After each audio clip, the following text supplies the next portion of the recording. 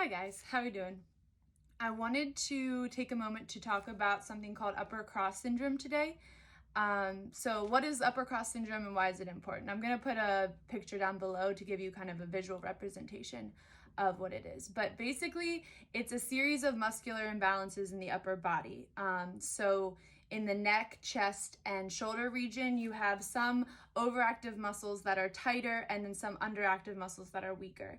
And that's what kind of gives us that forward head posture, those rounded shoulders, and that slouch in the upper back that a lot of people tend to have. So it's important because it's crucial in Pilates that we kind of balance out those muscular imbalances so that we are training the body correctly.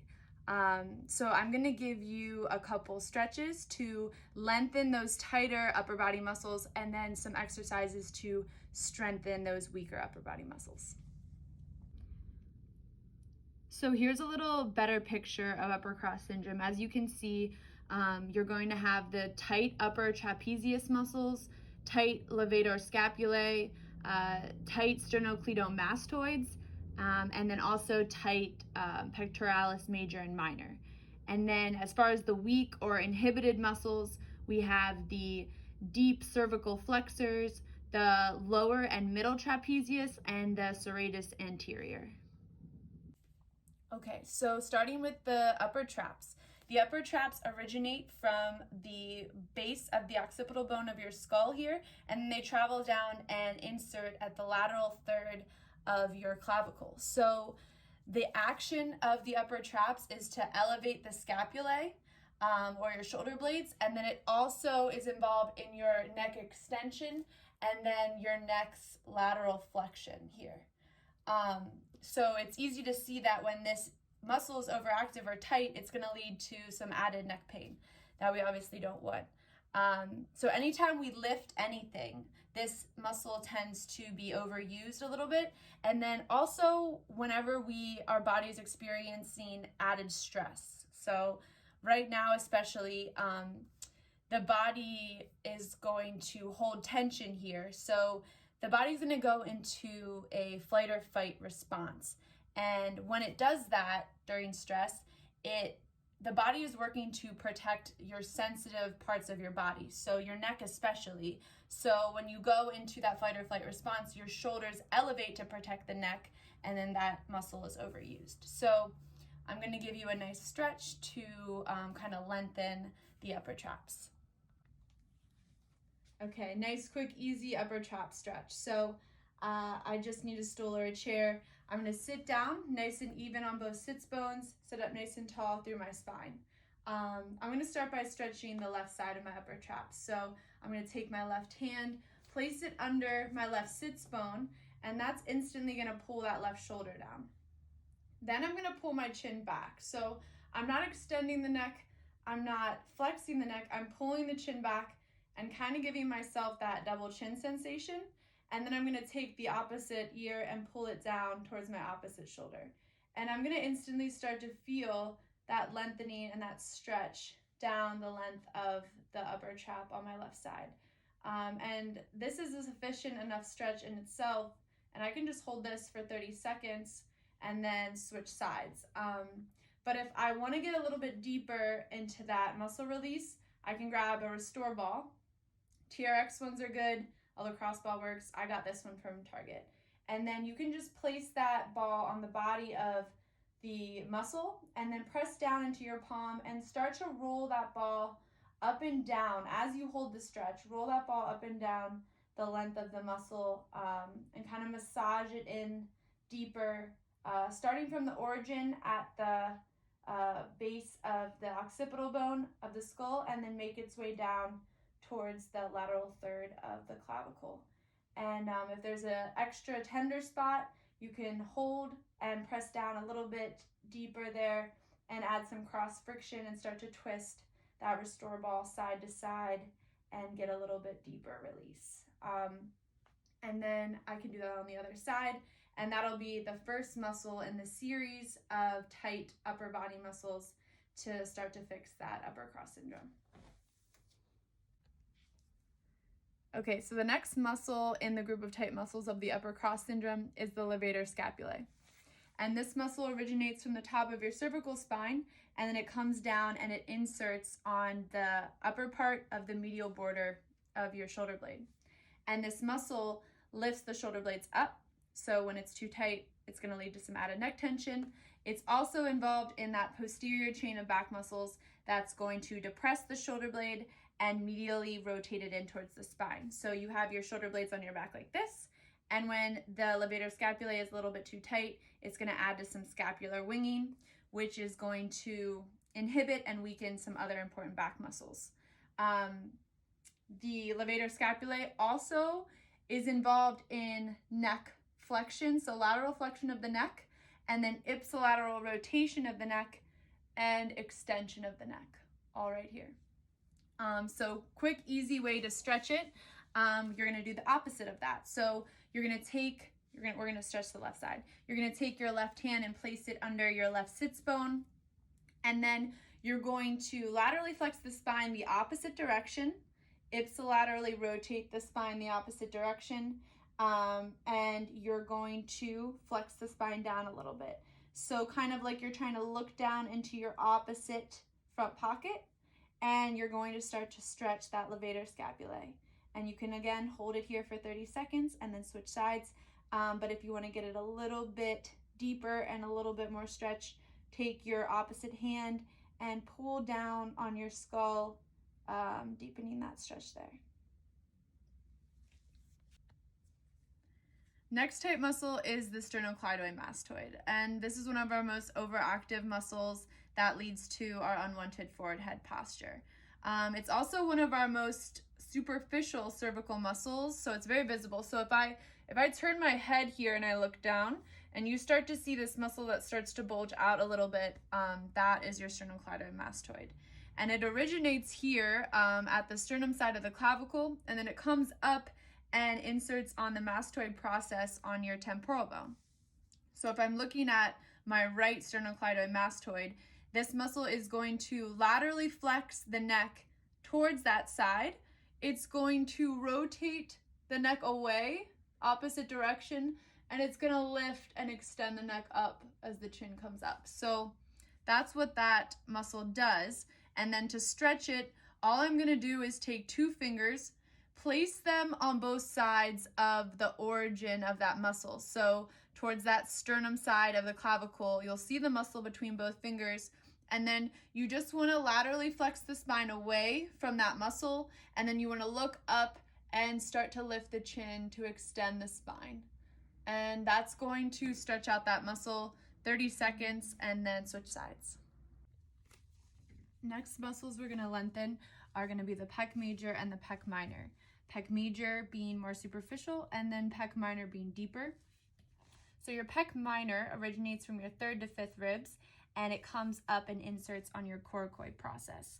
So that bony part of the scapula that comes forward, located medially in from the shoulder, right around this area. And that muscle is involved in drawing the shoulder blades anteriorly or forward along the thoracic wall. So when that's too tight, you start to get those rounded shoulders. Additionally, the pec major, a bigger muscle that originates from the collarbone, the sternum, and the costal cartilage of the ribs right around here. And that muscle is going to fan out and then insert on your humerus. And that muscle is involved in flexion of the arm and then adduction of the arm, so bringing the arm in towards the body. Again, when that's too tight, you start to hunch the shoulders. So in order to stretch that muscle, we come in line with the wall. We bring our forearm up against the wall, depress the shoulders, and lift the elbow a little bit higher than that shoulder. You're going to just press the chest forward, bringing that elbow back behind your rib cage, and you'll instantly start to feel that elongation and lengthening in the pec minor and major. And you can hold it here, or to intensify the stretch, grab your restore ball and start to massage the ball down at a diagonal from your shoulder down towards your navel. And then if you find your sweet spot where it's extra tight, add a little bit more pressure and start to do your cross friction here, pivoting the ball a little bit to get a deeper release. And then you'll just do the other side.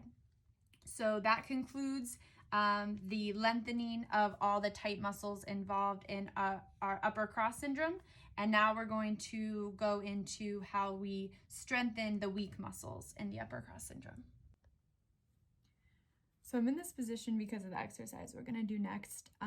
Now that we've lengthened all the tight muscles contributing to upper cross syndrome, we wanna start to strengthen the weaker muscles, starting with the deep cervical flexors. So because we overactivate and overuse the sternocleidomastoid, we start to inhibit and deactivate those deep cervical flexors. So by strengthening and working those deep cervical flexors, we'll start to release tension in the sternocleidomastoid and start to fix that muscular imbalance, which is going to reverse our forward head posture. So a nice easy exercise to strengthen those deep neck muscles is to just lie down on your back. And you want to start by lengthening the cervical spine. So think of reaching the crown of your head up and away from your sternum. And once you find that length, bring your shoulders down. All you want to do is tuck your chin. So you want to press your chin down towards your neck, creating some double chins, and you just want to bring it down as much as you can. Once you can't get it down anymore, you're just going to lift the head up.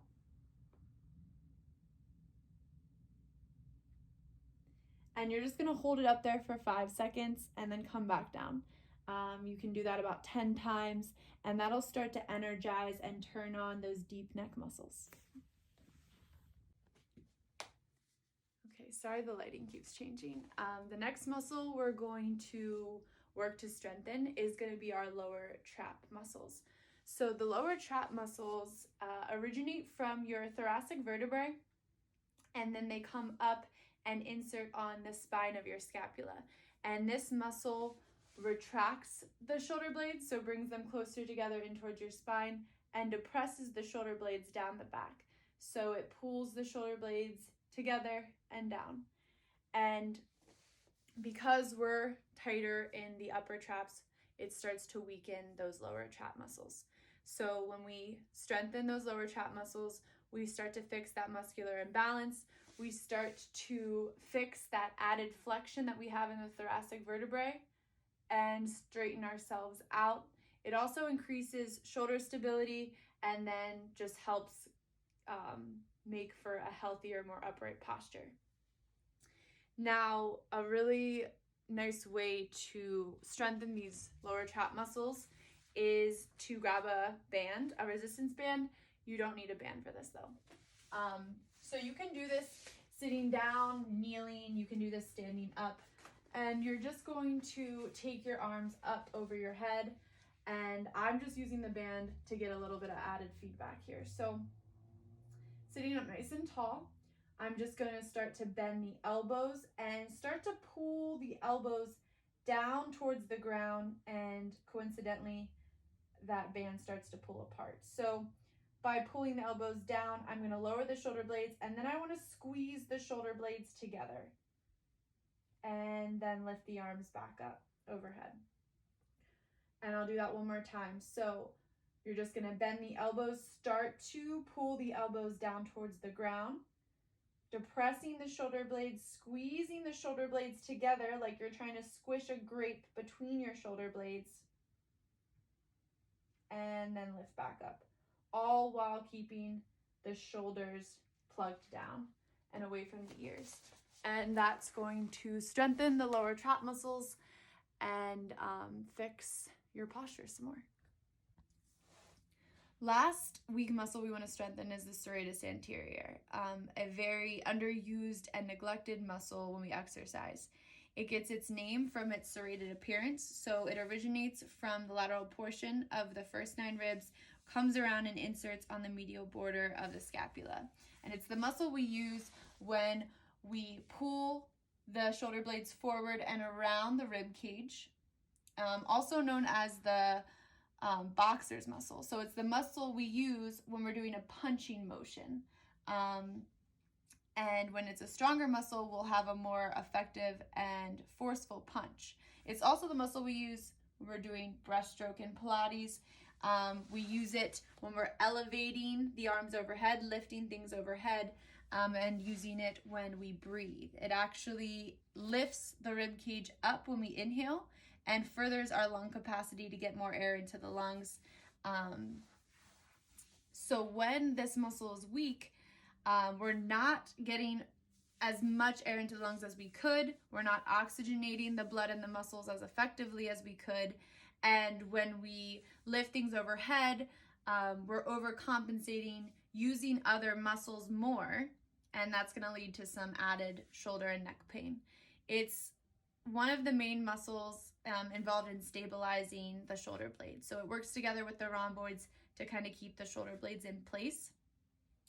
So we want to strengthen this muscle, and to do so, it's pretty easy. All you need to really do is work on protraction and retraction of the shoulder blades, and you can do this in a plank position.